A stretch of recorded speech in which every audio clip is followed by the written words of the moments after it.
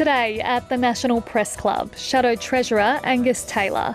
In the early stages of the election campaign, Mr Taylor will discuss the Coalition's budget reply, including key policies on energy and cost of living. Angus Taylor with today's National Press Club address.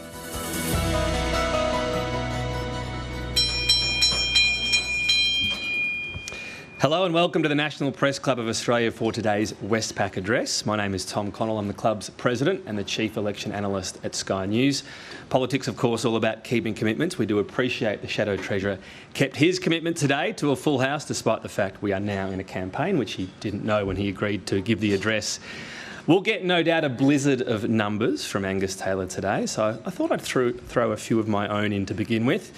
To borrow a phrase from the Prime Minister, perhaps Angus Taylor is kicking with the wind today. According to Newspoll, the number of voters who thought the budget was good for the economy in Labor's first budget in May 2023 was 33%. It dropped to 27% for 2024, and for this budget it's 22%. Only 16% think they'll be better off from the budget handed down last week. On the flip side, when voters were asked if Angus Taylor and the Coalition would have handed down a better budget, 38% said yes, 47% said no. He gets his chance today to convince those voters to change their mind about that. He does so in the midst, of course, of this election campaign. The Coalition a genuine chance of winning. It will be fought on the cost of living and how the two different sides will help. The Coalition sticking to its guns as well, that wasteful spending needs to be cut. For those of you watching at home, you can join the conversation on Twitter. Our handle is @PressClubAust. You can use the hashtag NPC as well. Ladies and gentlemen, please welcome Angus Taylor.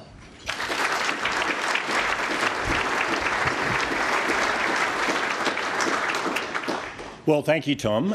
Thank you to Westpac for sponsoring today's event. To my many colleagues here today, in particular our economic team, Jane, Hume, Luke Howarth, Dean Smith, thank you for all of your hard work over the last 3 years.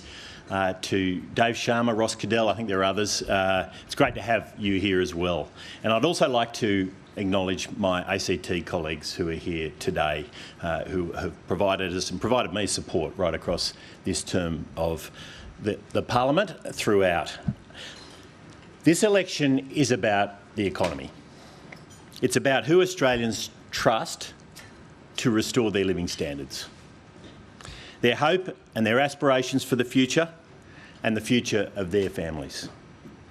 We need strong economic management to restore Australia's prosperity. Economic management that has been lacking from a distracted government and that did not treat the cost of living crisis with the urgency it deserved. Now, economics is ultimately about people. One of the great privileges of being Shadow Treasurer is travelling across the country and meeting Australians from all walks of life. In the lead up to the budget, I spent the week on the road and meeting some of the outstanding Coalition colleagues who are fighting for better representation for their communities. Our candidates include factory managers, farmers, trade lawyers, investment bankers, small business owners and school principals. Our team reflects the people they seek to represent, both in experience and in ambition. From Burnie in northern Tasmania to Rowville in southeastern Melbourne and Killara in North Sydney, the message I heard was consistent and clear. Australians cannot afford another 3 years of Labor. Across the country, people are being let down by a government with the wrong priorities and no plan to restore prosperity. Too many Australians I meet feel there is no light at the end of the tunnel.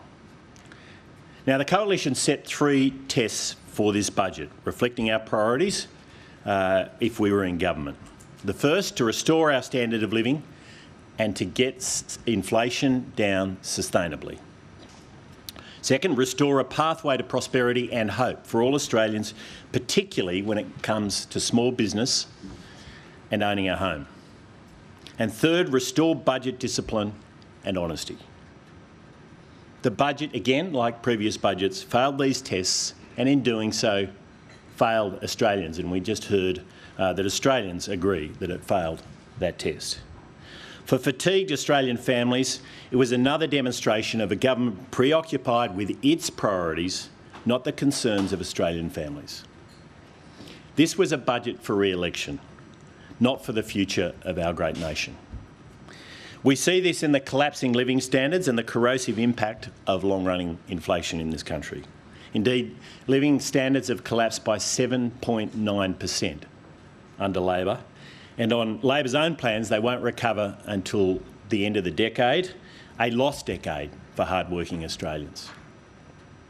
The collapse is the worst on record and worse than any peer country.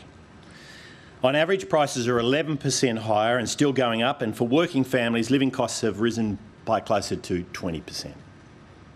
History tells us that inflation has a nasty habit of resurging. Real wages have fallen over the last 3 years and are not expected to recover to 2020 levels until 2032. At the same time, Australia has experienced the longest per capita recession on record. Families are struggling in ways they have never struggled before. We see a record number of Australians working multiple jobs, digging deep into their savings and cutting back on non-essentials and even essentials in some cases. The conclusion is simple and stark. Australians are poorer under Labor. Food banks are overwhelmed and demand on their services is increasing, not falling. Families with mortgages, 2 incomes and 2 cars are now found queuing at food banks. This is the face of Labor's economy. In Peter Dutton's budget reply, the Coalition committed to deliver $50 million over 4 years for food charities like Food Bank, Second Bite, OzHarvest, to expand their services. This is a necessary investment because we are facing an ongoing crisis. The great Australian dream of seeking to own a home or start a business is fading for many. Inflation, interest rates, rising taxes are making opportunities seem like a foreign concept. Stubborn inflation has seen interest rates go up 12 times and down just once under Labor. Indeed, a typical family with a mortgage has paid out $50,000 they weren't expecting to pay just 3 years ago, turning a dream into a nightmare. Small businesses are closing at record levels with 29,000 insolvencies under Labor, again a record. The real incomes of small business owners have collapsed by over 18% over the same time period. Personal income taxes have increased by 24% under Labor. The average taxpayer paid $3,500 more in tax this year alone, or $7,000 more for a dual income household. Inflation does that. Inflation does that. It raids household budgets to fund the government budget.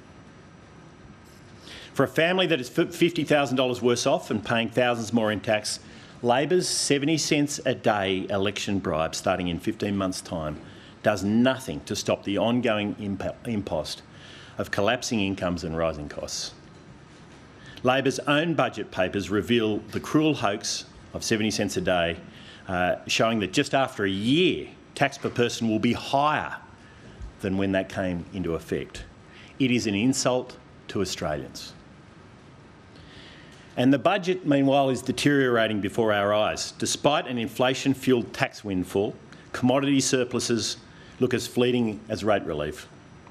The budget was silent on restoring budget discipline for the 3 fiscal challenges facing our economy.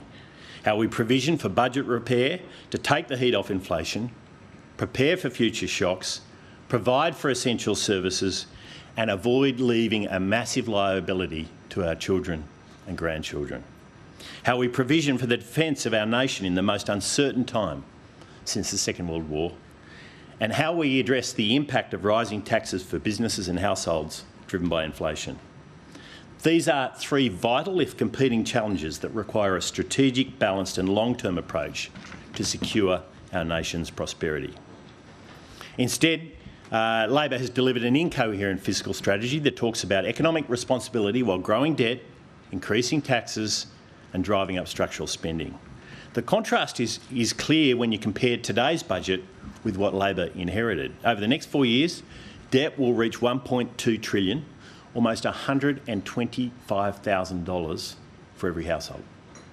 Taxes will be $532 billion higher, $51,000 higher for every household, and Labor will spend an extra $425 billion. That's $41,000 for every household. This spending splurge comes with a generational cost. Over $170 billion of deficits that can only be paid for with higher inflation, higher taxes, higher debt, or some combination of all three. And indeed, Labor is offering all three. Not only is this situation unprecedented and unparalleled, it's not what Australians experienced under the coalition government. Core inflation has averaged 4.1% under Labor versus 2.2% under the previous coalition government. Interest rates 3.6% versus 1.3% under the coalition government. Underlying electricity prices are 32% higher, gas prices 34% higher. The Treasurer likes to argue that his failures are someone else's fault. But the variable in this equation isn't global factors, it's bad Labor government. A government that spent when homegrown inflationary pressures were high, a government obsessed over the soft landing, ignoring what it meant in terms of a long squeeze for the family budget, a Treasurer whose priority was remaking capitalism rather than restoring living standards. And even as we start this campaign, we've had a Prime Minister spend more time telling lies about Medicare than talking about the cost of living. It's more student politics than good government. Australia needs strong leadership with a steady hand to get back on track and back to basics. We need to prioritise solving problems that matter to Australians and restoring hope and aspiration. This is what Peter Dutton and our team are offering at this election. So last Thursday, Peter outlined our alternative to restore aspiration and hope to those Australians left behind by Labor's cost of living crisis. Today I want to outline our strong economic vision to address these issues. Our plan will get Australia back on track and deliver a low inflation, strong growth economy. The answer isn't more expensive and ineffective government programs. We will make it our mission to, first, beat inflation sustainably. Second, repair our housing and energy markets. Revive growth through investment and backing small business, deliver targeted, timely tax relief, and restore the budget to protect our nation. These 5 goals, these 5 missions, require unleashing the enterprise and energy of the great Australian people. And most important, it means attracting the investment that will drive growth, productivity and prosperity. And that means replacing red tape with freedoms, anxiety with confidence, and pessimism with hope. Now, beating inflation sustainably will be always the #1 priority of a Dutton government. This is particularly important while prices are still too high, with the RBA highlighting yesterday that inflation risks and uncertainties are still strong. The Coalition knows the long-term solution to inflation lies in reining in wasteful spending and restoring productivity in our economy. We've identified over $100 billion in spending across this term that was not necessary. We've highlighted key programs, not essential services, that we will wind back in government to reduce pressure on spending. To boost productivity and restore opportunity, we need to tackle the supply challenges that are holding us back. This requires unlocking investment and cutting red tape, but we know there aren't overnight solutions. This is why we've proposed targeting cost of living relief with a halving of the petrol tax in the short term. Our plan is about real relief now while getting inflation sustainably back on track. Now, fixing housing and energy are essential to restore prosperity and opportunity. Australians feel the pain of cost of living most acutely through housing and energy affordability. A collapse in home ownership has profound implications, not just for our aspirational character, but the costs of our retirement system. The challenge requires every lever to be pulled with a focus on 3 in particular: security, serviceability and supply. On security, we'll restore the original promise of super to support first home ownership and work with APRA to get our first home owners a fairer go, making it easier for Australians to secure a home. On serviceability, sustainably beating inflation will put downward pressure on interest rates as we continue to support the first home guarantee. We'll work with APRA to give LMI-backed mortgages fairer pricing and make it easier for Australians to afford to retain their homes or retain their homes by reducing the overly cautious serviceability buffers. On supply, we'll freeze the National Construction Code, restore law and order on our building sites, rebuild our construction trades to bring down the cost of building new supply. We'll cut migration and invest in breaking infrastructure bottlenecks to unlock over 500,000 more homes for Australians. On energy, we need more supply and more energy.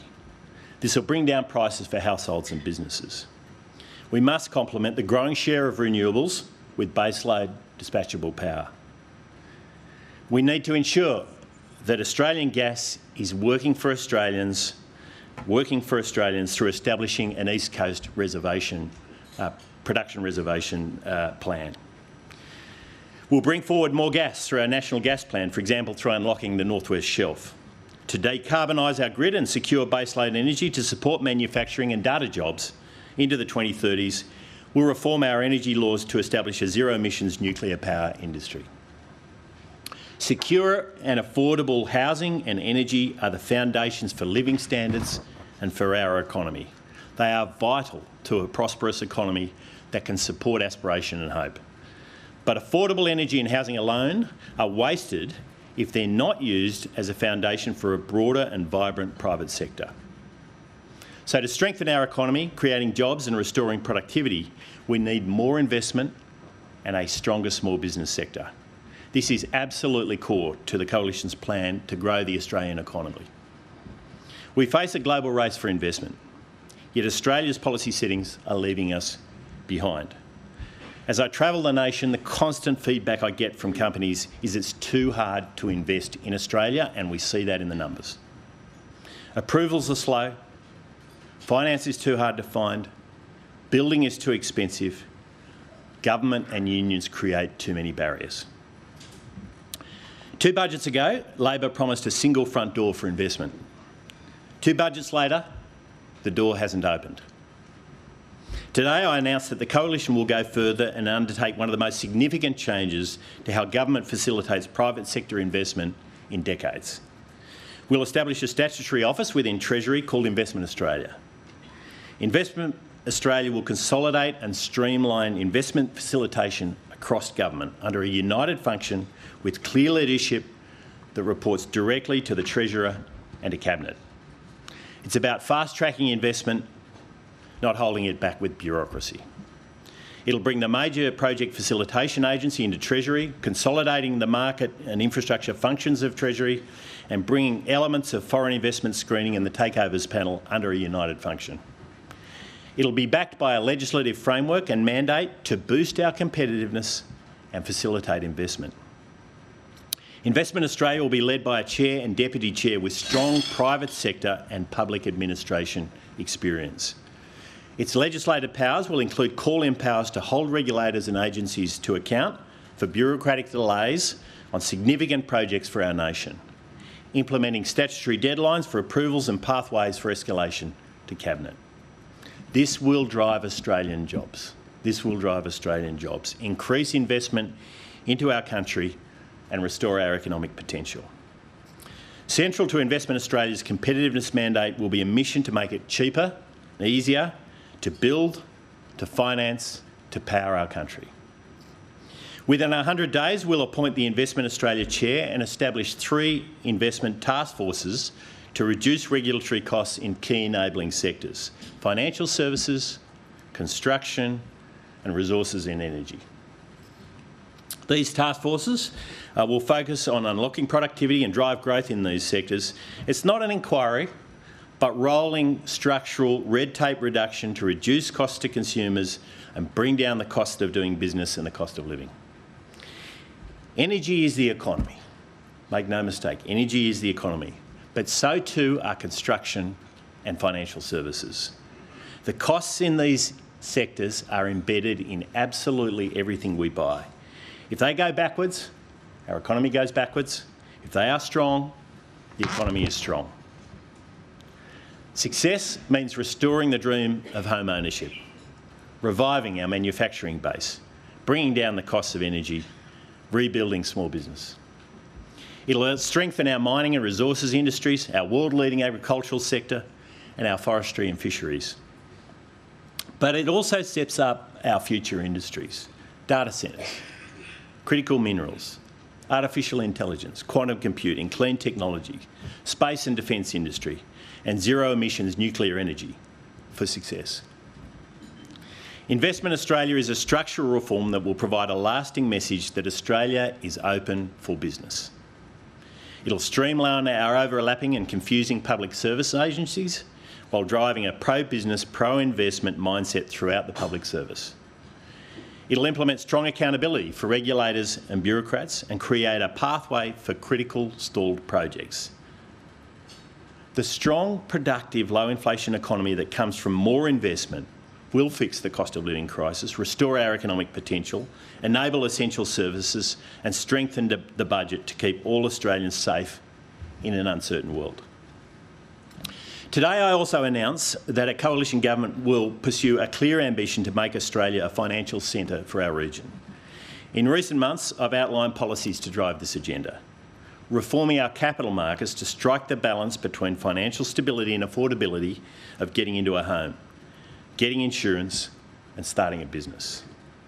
Enacting the Productivity Commission's 2018 recommendation to boost competition in our financial services by putting the ACCC on the Council of Financial Regulators.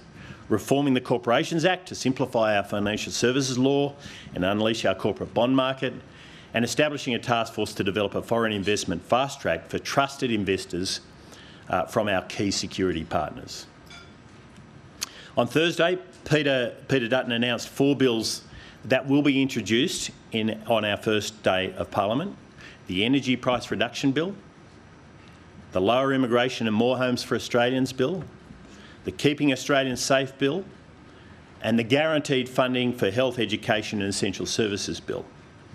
But today I announced that the Coalition will introduce the Securing Australia as a Financial Service Centre Bill within 100 days following the election. The bill will legislate key financial service reforms that Australia has failed to prioritise, ranging from payment system reforms, digital assets regulation, and restoring our financial advice profession. Our financial system is the nervous system of our economy. At best, it supports Australians to fulfil their dreams and realise their aspirations.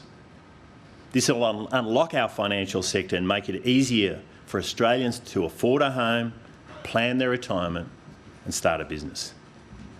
Now, we can't do any of this without a strong small business sector. Small businesses are the lifeblood of our community and the engine room of our economy. Australian small businesses are being crowded out by a ballooning public service and a rising cost of Labor's red and green tape. For small businesses under Labor, there is no light at the end of the tunnel. To restore this, the Coalition has outlined our plans to make the instant asset write-off permanent at a higher threshold, to simplify mill deductions and save FBT compliance costs, to increase competition and access for small business lending, and to make it easier for small businesses to employ. Michaelia Cash, Susan Lee and I have finalised a comprehensive small business policy package that will be unveiled over the coming weeks. Our announcement on Thursday that a Dutton Coalition government will set a target of 400,000 apprentices and trainees in training across Australia is the next step in this agenda. Our plan is to restore targeted and proven incentive payments for employers to hire and train an apprentice. We'll provide small to medium-sized businesses with $12,000 to support them to put on a new apprentice or trainee in critical skill areas for the first 2 years of their training. Driving the next generation of trades will not just address our housing crisis, but create a new generation of small business owners. Apprentices start work early. They hone their trade and then often go on to create their own businesses, taking on more apprentices of their own. Our policy sends a clear message that you do not have to go to university to fulfil your dreams. We'll elevate the trades and tradies and training as one of our best professions Australians can undertake. We want more Australians to take the leap to be their own boss, to grow their businesses and employ other Australians. A dynamic small business sector and thriving entrepreneurial ecosystem will be the bedrock of our economic strategy and a priority for me as Treasurer. Backing our small businesses is essential to delivering a low inflation, strong economy, because when small businesses grow, Australia grows. So this is why small business is central to our tax policy at this election. Targeted and timely tax relief is also our focus heading into the election. A Dutton coalition government will deliver immediate tax relief. On day one of a new parliament, we'll move to legislate our fuel tax cut. Our cut to the fuel tax will provide immediate relief to families, tradies, countless small businesses. Our permanent and higher instant asset write-off and simpler meal tax deductions I mentioned earlier will support small business recovery and give 98% of Australian businesses a tax cut when they invest in productive assets. 98% of businesses. Our tax to GDP cap is not just a fiscal rule. It's a lower taxes guarantee to the Australian people, ensuring we can manage spending, and create room for future tax cuts. We won't cross the Rubicon of taxing unrealised capital gains in Australians' retirement savings, because it is awful policy, forcing small business people and farmers to sell down their businesses. The Coalition is the party of lower, simpler and fairer taxes, and we are delivering at this election. Of course, lower taxes must sit alongside the Liberal and national values of strong budget management and ensuring we protect our nation. The budget deterioration I outlined earlier means that the pathway to balancing all three objectives has to be to strengthen economic growth. We cannot provision for essential services, protect our nation from future shocks and secure the defence of our nation by robbing one generation for another.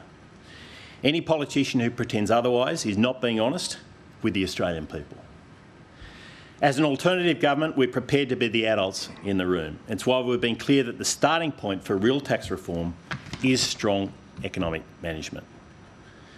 Now, we'll restore good budget management and economic responsibility as well, and it's absolutely key to fighting inflation, delivering essential services, as I said earlier. But it's also essential to prepare us for the unexpected challenges the world forces on us. The Coalition balanced the budget before COVID, and it enabled us to get Australia through the pandemic in a world-leading economic position.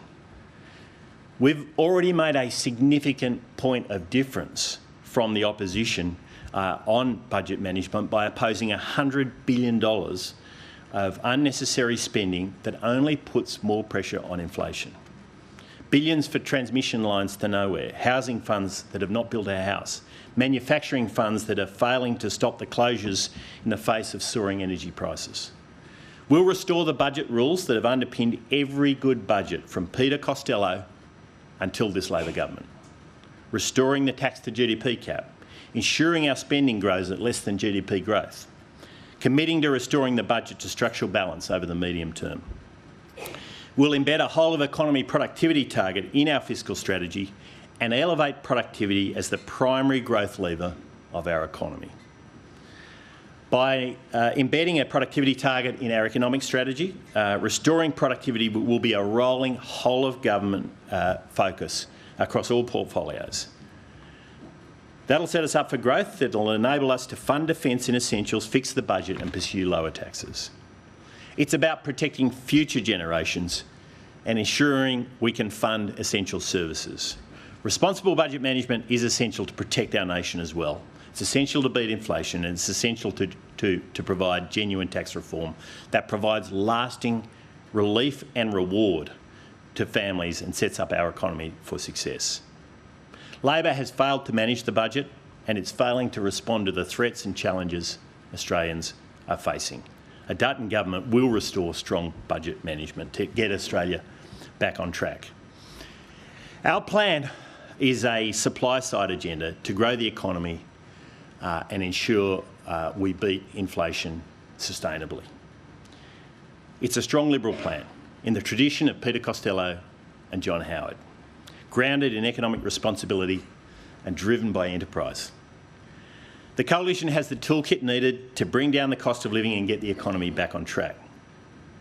But this election is as much about leadership as it is about policy. In Peter Dutton, we have a strong leader and a steady hand. And in the Coalition, we have a team grounded in real life. As I said earlier when I was talking about our candidates, it's as true of our sitting members and senators as it is of our candidates. Farmers, business owners, veterans and professionals. As Treasurer, my mission is clear: to rebuild Australian prosperity and restore the hope and aspiration that Labor has left behind. I want an economy where opportunity thrives, where ambition is rewarded, and Australians have the confidence to back themselves again. I bring to this role the experience of starting businesses, working at the highest levels of industry, and growing up on a family farm not far from here. A family farm where you learn how decisions in Canberra shape life around the kitchen table. We're ready to govern and we're ready to deliver a stronger economy with low inflation, cheaper energy, more affordable homes, better healthcare and safer communities. And we will govern with respect for the views, values and aspirations of hard-working everyday Australians. Australians can't afford another 3 years of this Labor government. We're offering a better choice for families, for the economy and for our country. Let's build a stronger, safer and more prosperous future. Let's get Australia back on track.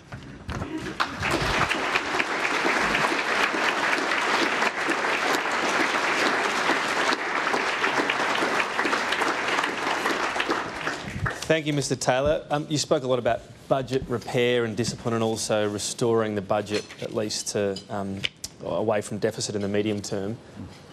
For a lot of economists, the one that matters is the forward estimates. Will you pledge sometime during the election, will the budget under a coalition government be significantly better off over the forward estimates? Yes. I'll set the example.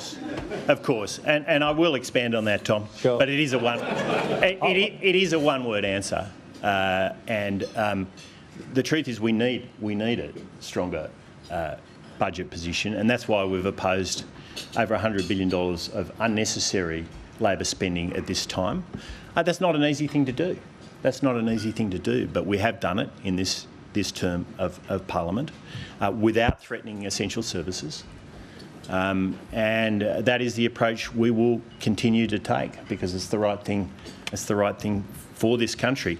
I mean, at the end of the day, what's happened is Labor has trashed the government budget at the same time as they've been trashing household budgets. I mean, both have just red ink as far as the eye can see. I mean, this is an absolute economic catastrophe. And we've got an economy that is no longer working for middle Australia, for hard-working Australians. You know, only a Labor government could achieve those astoundingly bad outcomes, but that's what they've achieved. That's what we saw in the budget. And it's no surprise to me that Australians said after the last budget, having seen 3 budget flops before, this is the 4th record budget. The Treasurer is very proud that he's done 4 budgets because apparently it's a record. Well, I tell you what is absolutely a record is 4 budget flops. And the last one was the worst of the 4. All right, well, the question list looks more like an AFL team sheet, so please keep it to 1, beginning with Shane Wright from the Sydney Morning Herald and The Age. I'll be playing out of the back pocket there for you. Mr Taylor, you mentioned the $100 billion in unnecessary spending. Yep. That includes the $45 billion tied up in the HRF, the HAF, and rewiring the nation, all of that which is off budget. What do you plan to do with that $45 billion? How will you treat it? And to follow on from Tom, with his forward estimates, will the 24-25 budget deficit be smaller or larger under yourself? Yeah, so can I make a couple of comments to this question, Shane, that actually you can say that's all off budget, but there are also interest costs associated with it, which are absolutely on budget, and many of the other initiatives are also on budget. There's a significant portion of it on budget, but either way, it's Australian taxpayers' money, and if it doesn't need to be spent, it shouldn't be. And these are not initiatives at a time when we're facing inflationary pressures that we should be pursuing. Our budget position, as I said earlier, will be stronger than Labor's. We'll put that out before the election, as is customary, in line with past practice. But what you can be absolutely assured of is that our budget position will be stronger than Labor's, and that's why we've made hard decisions. I mean, at the last budget, in the lockup, we made the decision to oppose the corporate, what I think is proving to be corporate welfare in many cases, under their manufacturing programs that frankly are not delivering any manufacturing. Manufacturing's going backwards. We made that decision. We opposed it. There's a significant amount of that is on budget. And that was a tough decision because we want manufacturing to succeed, but we know the way for manufacturing to succeed is get energy costs down, make sure our construction sector is competitive, make sure you get approvals quickly. That's how you do it. You don't make up for all of that with big government subsidies. And at this budget, of course, Labor decided to commit $17 billion. We said, you know what, there's a much more targeted version of relief here for the people who are suffering the most, those hard-working Australians who in many cases have got a house in the suburbs and the regions, many in my electorate, who are having to travel long distances, and they've got no free cash flow. There's no free cash. They're just living absolutely hand-to-mouth under this Labor government, and we decided there was a much more targeted version of relief, which was more economically responsible. And we'll continue to make those decisions. This is, I think, a strong signal we're sending to the Australian people that we're going to be responsible about it, but we also know the pain that they're suffering, and we'll get that balance right. Next question, Dana Daniel from the Canberra Times. Dana Daniel from the Canberra Times. Thank you for your speech. You said in a podcast interview that Elon Musk is doing good work. Can you share what you'd like to emulate by way of Trump-style doji cuts to the Australian public service, and specifically which programs you would cut if elected, given Peter Dutton's ruled out cutting frontline services or defence, which are among the 41,000 roles created this term? And can you guarantee that these cuts will result in net savings to the budget and not be outweighed by increased spending on external consultants? Yeah, okay. There's a number of questions there, so I'll try to break them down a bit. I use Starlink. I live about an hour from here, and I've got to tell you, it has changed the way the internet works for me, my family, and people around me. It is unbelievable. I love innovation that works, that changes the world from the private sector, from entrepreneurs and from enterprise. And anyone, there's lots of farmers and others in my electorate who use that amazing technology, and that's, I think, the best work, the very best work that we've seen from Elon Musk, and I think many Australians in regional Australia will absolutely back me up on that. On the 41,000, that's the growth in the public service under Labor. That's the growth in the public service under Labor. I want to see a strong, effective public service in this country.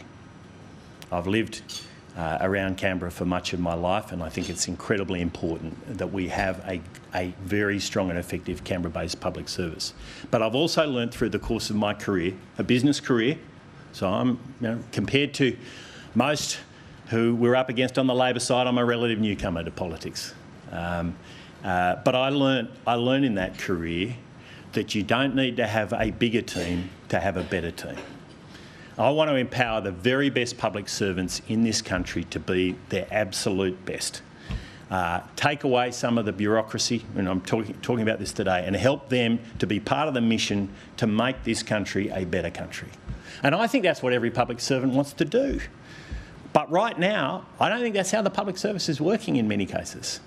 And so we do think we've got to get it back to the size it was before Labor took government, and we've said we'll do that in a way which does not threaten frontline services. It won't be from frontline services, and the focus will be on the Canberra-based jobs, of course. I also think that some movement in and out of the private sector with the public service is what we want to see more of too. I mean, one of the very best people I've worked on in my career was a former public servant, Rod Sims. I worked with him for many years, and he came over from the public sector, went into the private sector. He's gone back to the public sector to obviously went back to the ACCC. We need more of this. We shouldn't be frightened of having a public service that moves between in and out of the public and private sectors. And that mobility, I think, will make us a stronger country, and it's far more likely to achieve the kind of results that I have talked about in this speech today in terms of getting investment moving, because that is the absolute key. If we can get investment moving, we get productivity, we get higher real wages, we get a growing economy, we can pay for all those things we want and we need, and we can have a strong, effective public service. Next question, Matthew Cranston from The Australian. This morning, Peter Dutton and Mr Albanese have both said that they'd be happy to see wages rise even though productivity's going down. So why would you be happy with wages to give someone a wage rise if their productivity's going down? Is it just because that's what's happening to politicians every year? And can I ask also, look, one of the ways you can lift productivity is lightening the tax burden. So the second part of the question is, do you reckon voters in Western Sydney know what bracket creep is? And if you think they do, why do you think they would prefer piecemeal, timely tax bribes, as you call them, over getting rid of bracket creep? Well, so let me take the first part of your question, Matt, which is about wages. We want higher wages, but most of all, we want higher real wages. I'm going to show you all a chart. I'm an old management consultant. I can't help myself. That side is the employee living cost index since Labor's come to power. That's how much living costs have gone up for the typical working family in Australia, that red bar. That blue bar is how much wages have gone up. We don't want that to go down. We want that one to go down. And that's how you get higher real wages, because then those higher wages buy more goods and services. So that's what we want, higher real wages. Under Labor, that bar, you can see it, is about half the red bar. Well, that's how much Labor has hurt hard-working Australians. It's that bit there, on the gap between the two. What an absolute disaster for hard-working Australians. We want to see higher real wages in this country. Matt, to your point, key to that is to make sure we've got a productive, competitive economy. And this government has given up the ghost on that. It's given up the ghost on that. I mean, it gave up the ghost on productivity in its first budget. And we've seen it. You know, productivity's fallen just short of 6% in under 3 years. I mean, that is unbelievably rapid collapse. And every economist in this country should be truly appalled at what has happened to our economy under this government. Now, you know, the Reserve Bank governor spoke about this yesterday, and the Reserve Bank governors are always cautious in their language. But the truth of the matter is the Reserve Bank knows that if productivity is like this, sustainably beating the cost of living crisis, getting real wages up, and making sure Australians are more prosperous is nigh on impossible. Your second question, Matt, on I'm not sure that anyone's allowed to ask two questions. Is this outside the rules? But I'll answer it anyway. I'm just pretending to be in control at this stage, aren't I? So go on. You're going well. You're going well, Tom. You know, the people in Western Sydney know what bracket creep is. Oh, I don't know. Some do, some don't. Depends who you ask. But I tell you what they do know. I tell you, they know that high inflation has eroded their standard of living, that they have gone backwards under Labor, and that the price of everything has gone up, and it's gone up faster than their incomes. And that is what you saw on that chart I just showed you then. Just after one of those wonderful one-word answers, the 37% tax bracket, is it possible to get rid of that in the next term, or is that too expensive? Well, we obviously had a go at that, and Labor lied to the Australian people before the last election and went in a different direction. Now, they've spent all the money, because that's what Labor does. They always spend all the money. That's the one thing you can be sure of with them. You can have great confidence they'll spend all the money. And the result of that is that the budget is trash. So we've got to rebuild. We've got to rebuild the reservoirs if we're going to get further personal income tax cuts. Phil Curry from the AFR. Thanks, Tom. Thanks, Mr Taylor. Just on tax, you mentioned in your speech, as Senator Jane Hume has also said, that you've set a target of getting the budget back into structural surplus within the medium term, which is sort of 10 years. Will we have to wait that long under a coalition government before you do meaningful tax reform, as you said in your speech, or could you envisage doing it earlier? And just related to that, will you be releasing costings on all your promises before the election? Well, Phil, I'm not going to give you my 2029 budget today. Sure. I think that's a bit preemptive. But no, look, to be frank with you, we've just got to get the settings right now. This is the key. I mean, Labor has absolutely trashed the budget. It's diabolical. I mean, how can you have iron ore prices that are still high, that have stayed high, huge commodity windfalls, huge windfalls on personal income taxes, which everyone's feeling, and you've still got red ink as far as the eye can see? They have trashed the budget. So we've got to get back to those basic fiscal rules that I talked about in my speech, growing the economy faster than spending. There's two parts to that. Grow the economy more, and you know that productivity is the absolute key to that. And investment is the key to that. That's why I'm talking about what I am today, and making sure, no, it's not slash and burn, it's making sure you contain the growth in spending. And then over time, you see the budget position improve, and that's what we will do in government. So it's very clear. What's so astonishing about it is that Labor threw those rules away in their first budget. And so it's no surprise then that the Treasurer has completely lost control of discipline in Cabinet. And that was very clear in this budget. There's no discipline left. Because if you don't have basic rules, your ministerial colleagues are going to come in and say, well, you know, I want to spend on this and that and everything else, and they do. And that's exactly what's happened. And on costings, will we see your costing? Yeah, it's costing before the election. Yeah. Katina Curtis from the West Australian. Thanks, Mr Taylor. I was really struck by something you said near the start of your speech. You came back to it at the end. You said, our team reflects the people they seek to represent. Less than a third of your candidates are women. It's a quarter in WA. What does that say to the women voters in Australia? Well, that's not right. If you look across both houses of Parliament, I think the right number is 47%. So, what about in WA? I can't speak to every state, but I'd say across Australia, and they are an amazing group of candidates. They are the most amazing group of candidates I have seen in my time in politics. I mean, I thought the 2013 crop was pretty good.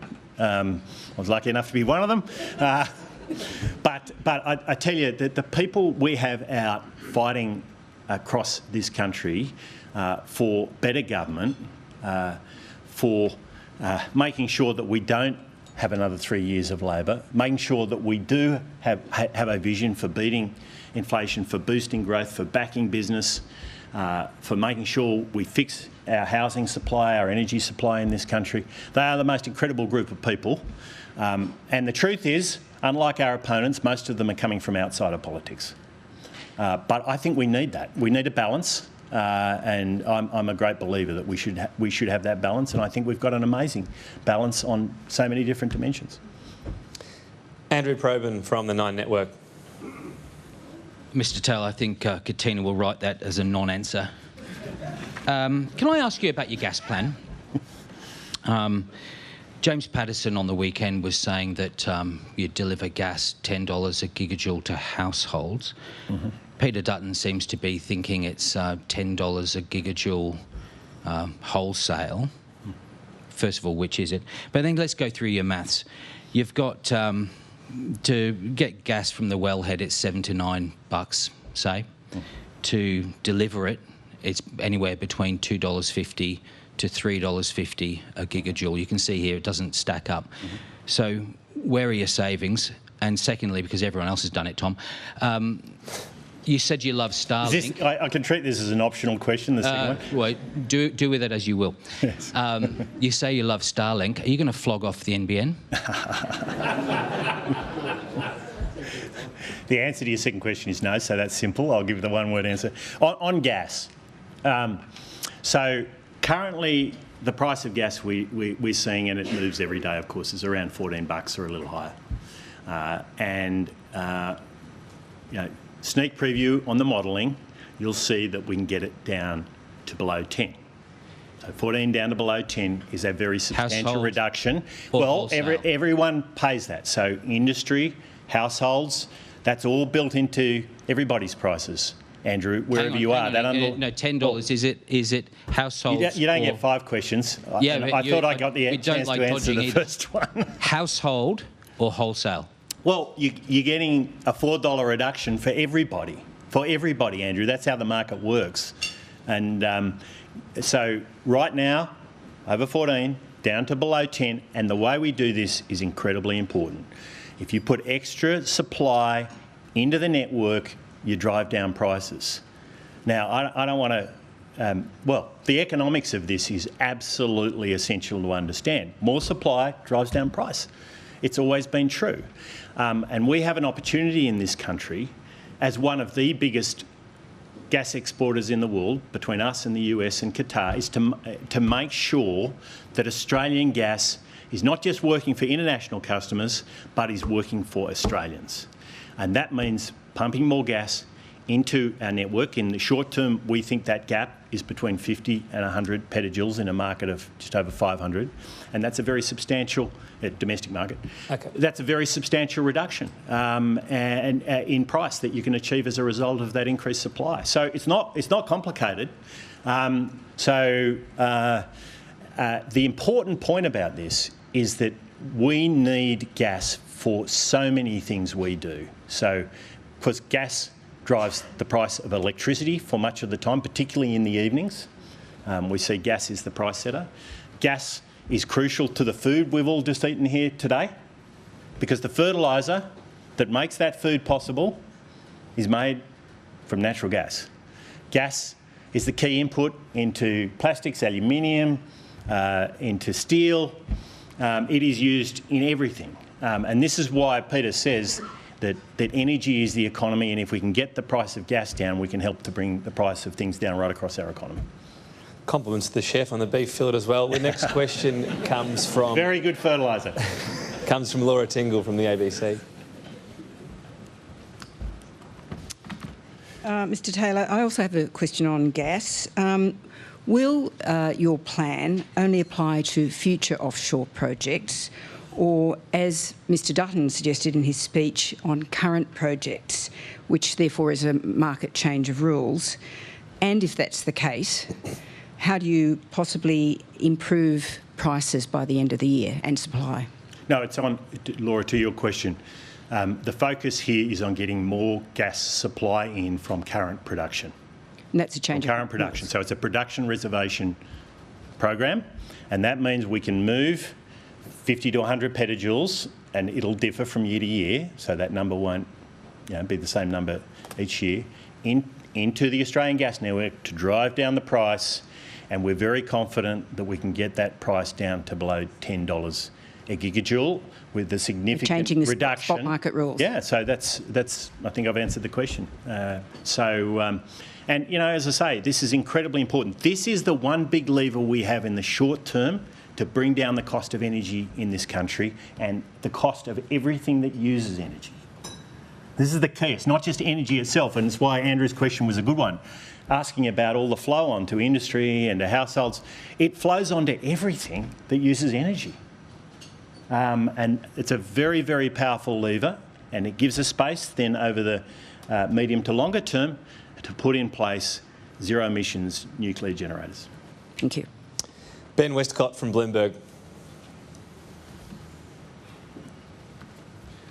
Hello, Mr Taylor, thank you so much for your speech today. I want to take you back to comments made by a starry-eyed young shadow treasurer a year ago in this same place, in which you said in reaction to a question about your nuclear policy that you don't want to commit to subsidies that aren't necessary. You want to make sure it's commercially viable. You think that's a key point. Yep. And if it's commercially viable, it's not going to have to be subsidised. That's how the commercial world works.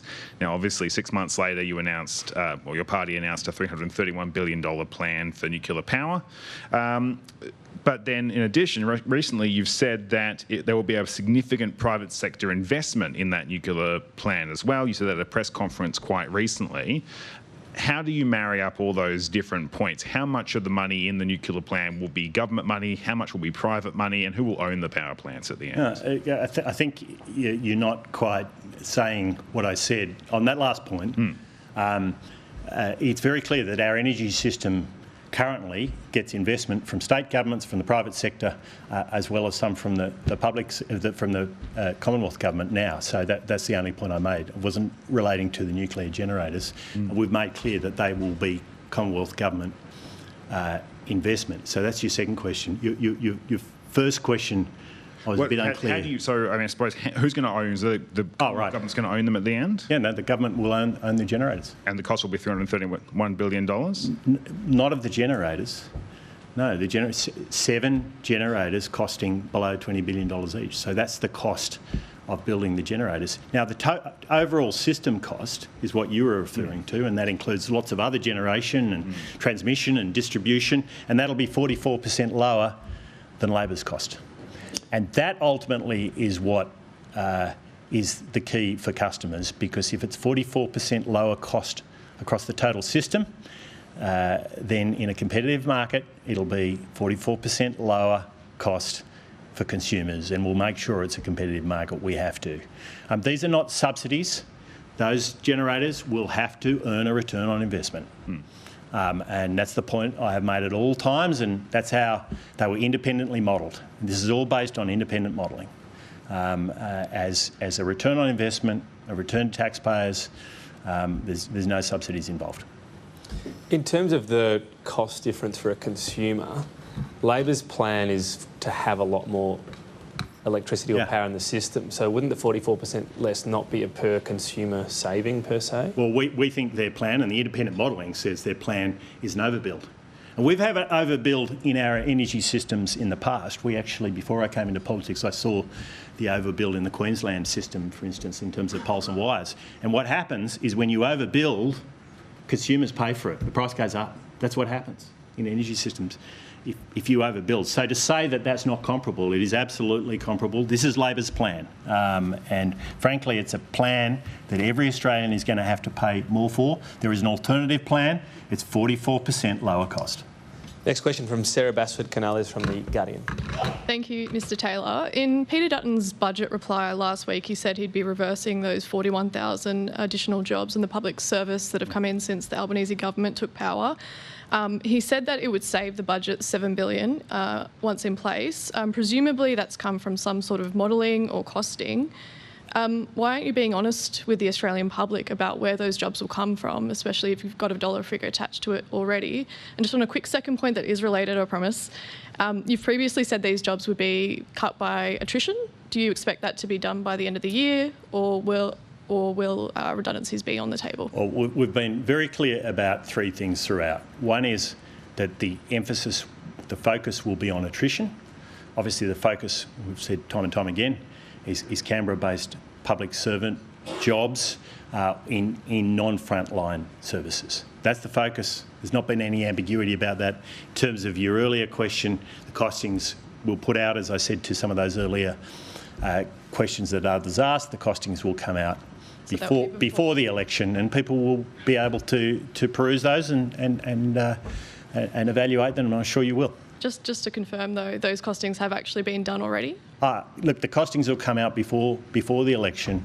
I'm not going to go through the sausage-making process that is the reality of doing these things, other than to say that the team's been working hard for a long time, and you'll see the costings in good time, and you'll be able to assess them and evaluate them. And just quickly on the redundancies question as well, will there be redundancies, or is it? I think, as I said, the focus is on natural attrition. That will be the emphasis. Well, that's the emphasis we'll make, is on natural attrition. The important point about this is the public service has got so big under Labor that the attrition numbers are high now. I mean, you naturally have higher attrition if you've got more people, because people leave to go and do other things. And it's not a bad thing that a certain proportion of public servants each year go off to the private sector and do other things, and then hopefully come back with some of the experience they've learned from the private sector. We want to see that. I mean, that's a really good thing for this nation.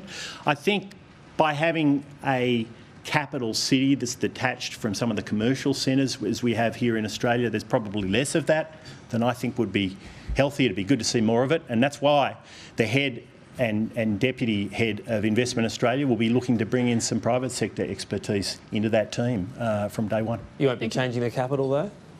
No plan for that. Okay. Just I'm not usually into rule in, rule out, but I can probably rule that one out. Good to know. Jacob Steinman from AAP.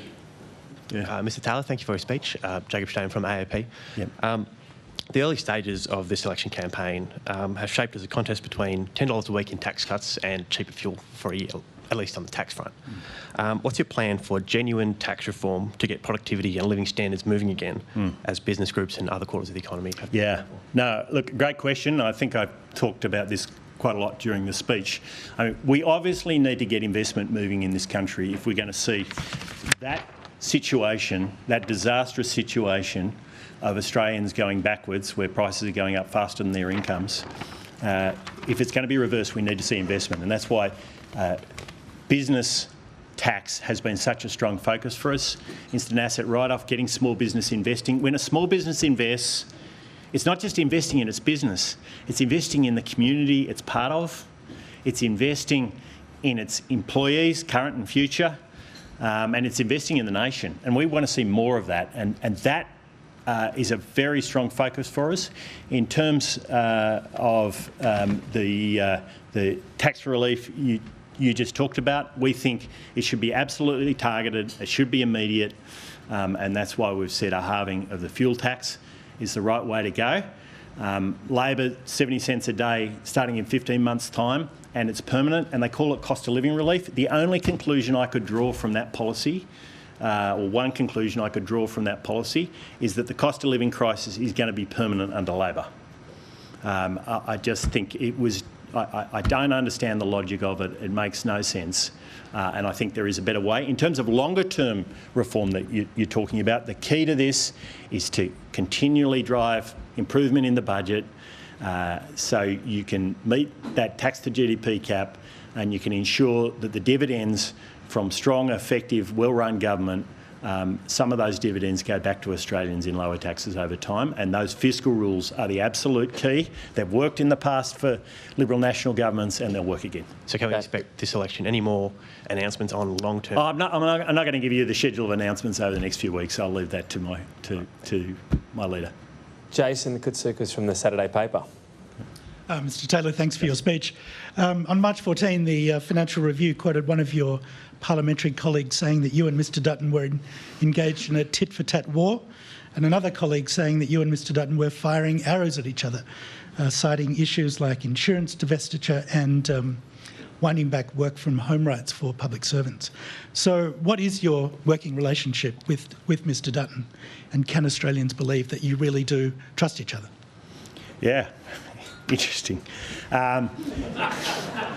So absolutely outstanding. Great to have my colleagues here today, because I think every one of them, if you have a private chat with them, will confirm that Peter and I have an outstanding relationship. I have worked with him since I was the Law Enforcement and Cyber Minister back many years ago, and we've had an absolutely outstanding working relationship ever since then. I've worked with him closely in that role. I was his Assistant Minister. I've worked with him closely as a fellow member of the Morrison Cabinet, and I've obviously worked with him very closely over the last 3 years as the Shadow Treasurer, and I'm very proud to call him a great colleague and a great friend, because he is the strong, steady hand that Australia needs right now. I am absolutely convinced of it. I took that view when we went into opposition, that Peter was the right person to lead our party, the right person to lead the nation, at a time that I knew was going to be difficult, and I felt that Labor would not be able to manage the challenges thrown at this country over the last 3 years. They haven't, they've failed, and that strong, steady hand in Peter Dutton, he has played such an incredible role as an opposition leader. He's led the agenda time and time and time again in this country when the weak and ineffective Prime Minister and Treasurer haven't been able to lead the agenda. And I think that has shown in spades for an opposition in first term to be in the position that we've got ourselves into is because of his incredible leadership the united team behind him, and I'm proud to be part of it. Why do you think you... We're very short. I just want to get through two more people if I can. Sorry, Jason. Spearsy's keen to ask 7 questions. David Spears from the ABC. Thank you, Jason. Thank you, Tom. Thank you, Mr Taylor, for your address today. I want to come back to gas as well. Yep. It's nearly a week since the budget reply announcement. We still haven't seen the modelling, obviously, or even a press release on this one, hence the questions. You said just now today that everybody will save $4 a gigajoule. Can I just ask how? Will you legislate this $10 cap or price, or will you legislate some sort of penalty, which the industry reckons would be a tax? How do you do this? Through the market. I know this is a mysterious concept, but when you put supply into the market, Spearsy, it drives down price.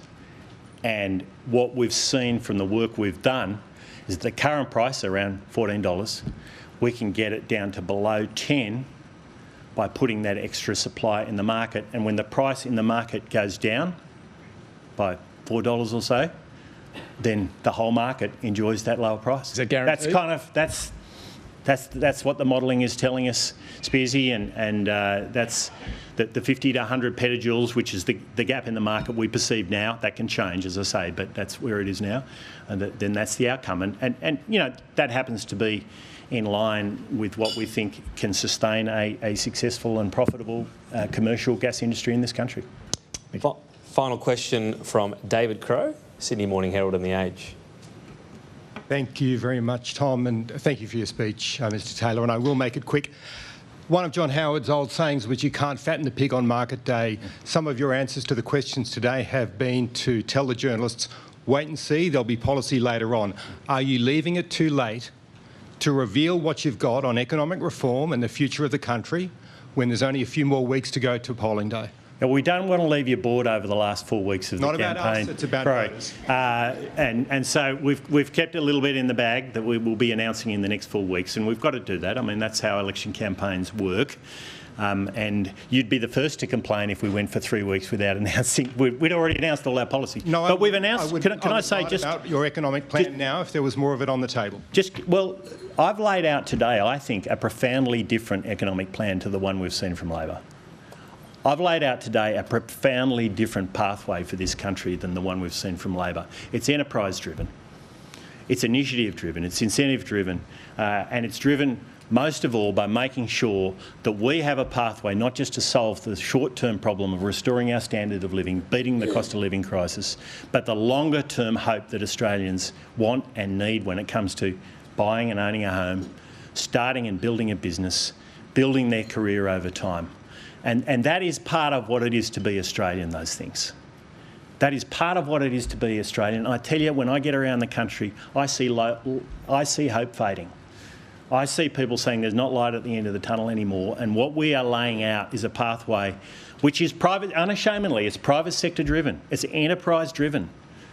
I don't resolve from that for 1 sec, because that's where I come from. I know the key to a strong economy, to a strong Australia, is to have a strong private sector investing in the future of this country. That's what I want to do as Treasurer. That's why I want to be Treasurer, because I want to see that happening, because I know the opportunities that can flow from it. I know the essential services we can provide from that. I know that that's how we protect our nation in an uncertain time. I know that's how we deliver the rising real wages that we must see. And that's what I have laid out today. And you'll see more of it, but I think there is a big choice coming up, and the choice is whether people want to see another 3 years like the last 3 years, or the alternative that we've been laying out over recent weeks and will continue to lay out over the coming weeks. Final easy one from me. You spoke about the Costello traditions. Peter Costello, before every election he contested, he was here at the Press Club for a Treasury debate. Would you like to continue that tradition? Well, this is my 4th time at the Press Club in this term of Parliament, and I am sad to say, Tom, this will be my last. I will be debating the Treasurer on multiple occasions, and I have proposed where and when. Indeed, I've invited him to debate me around 25 times in the Parliament. after question time, and he's walked out every single time. He's walked out every single time. So I'm relishing the opportunity of taking on this Treasurer that has overseen the trashing of our standard of living, of our economy, of our pathway to hope and aspiration, because, frankly, he needs to be held to account for those failures. All right, well, if you need a venue, you know where to find us, but otherwise I'll present you with this club membership so you can get back in. Ladies and gentlemen, please thank Angus Taylor. Thanks, mate.